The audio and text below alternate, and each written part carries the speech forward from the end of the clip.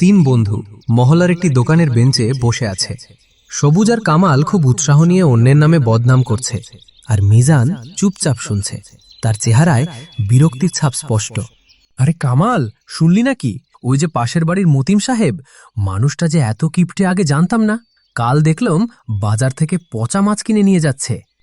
আরে ভাই, ওর কথা আর বলিস না। বাড়ির সামনে দেখি দামি গাড়ি, অথচ নিজের ঘরের মানুষের ঠিক নাই। এসব আসলে মুখোশ রে ভাই। ঠিক বলেছিস।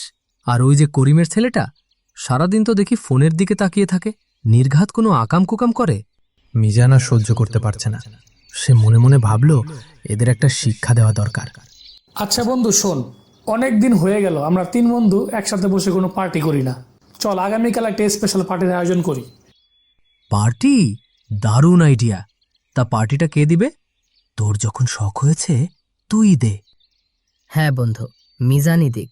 আমার পকেটে আবার এখন টান চলছে।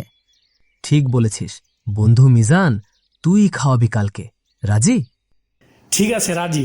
আগামীকাল দুপুরে তোর আমার বাসায় চলে আসিস। একদম মনে রাখার মতো জব্বর একটা আয়োজন করা হবে। পরদিন দুপুরবেলা সবুজ আর কামাল খুশি মনে মিজানের বাড়িতে এসে হাজির। মিজান তাদের ঘরে ডেকে দস্তরখানায় বসালো। আরে আয় আয়, তোরাই তো আমার জানের দোষ, বস এখানে। কিরে মিজান, কি কি আয়োজন করলি আমাদের জন্য? সুগন্ধ তো বেশ আসছে। অনেক স্পেশাল জিনিস আছে তোদের জন্য, একটু অপেক্ষা কর, সব তৈরি হয়ে যাবে।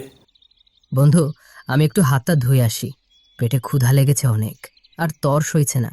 কামাল হাত ধুতে উঠে গেলে সবুজ মিজানের দিকে ঝুঁকে পড়ে ফিসফিস করে বলতে শুরু করলো। দেখলি মিজান, কামালটা হইল আস্ত একটা গরু। খাবারের কথা শুনেই আর তর সইল না, ধপাস করে উঠে হাত ধুতে চলে গেল। ওর ভেতরে কি কোনো ভদ্রতা আছে? কিছুক্ষণ পর কামাল হাত ধুয়ে ফিরে এলো। আচ্ছা বন্ধু, এবার আমি যাই হাত কা ধুয়ে আসি।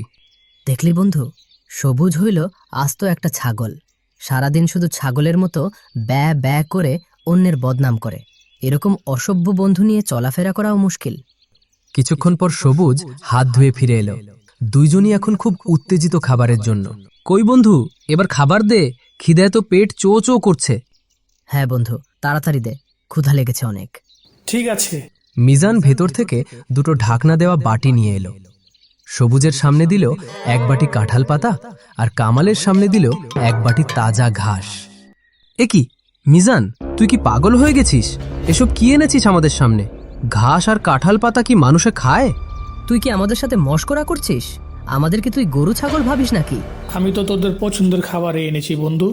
কামাল যখন হাত ধুতে গেল তখন সবুজ বলল কামাল নাকি আস্ত একটা গরু, তাই গরুর জন্য ঘাস নিয়ে আসলাম। আর সবুজ যখন হাত ধুতে গেল তখন কামাল বলল সবুজ নাকি আস্ত একটা ছাগল, তাই ছাগলের জন্য কাঁঠাল পাতা আনলাম।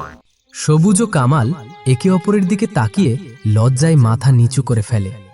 দেখলি তো, তোরা একজনের আরেকজনের পিছনে যে নোংরা কথাগুলো বলেছিলি সেটা তোদের চোখে আঙ্গুল দিয়ে দেখিয়ে দিলাম। গীবত করা মানে হলো নিজের ভাইয়ের পচা মাংস খাওয়া। তোরা যদি নিজেদের মানুষ মনে করিস তবে মানুষের মতো আচরণ করতে শিখ। তাদের ভুল বুঝতে আর বাকি থাকিও না। তারা একে অপরের কাছে ক্ষমা চাইল এবং প্রতিজ্ঞা করল যে তারা আর কখনোই কারো পেছনে গীবত করবে না।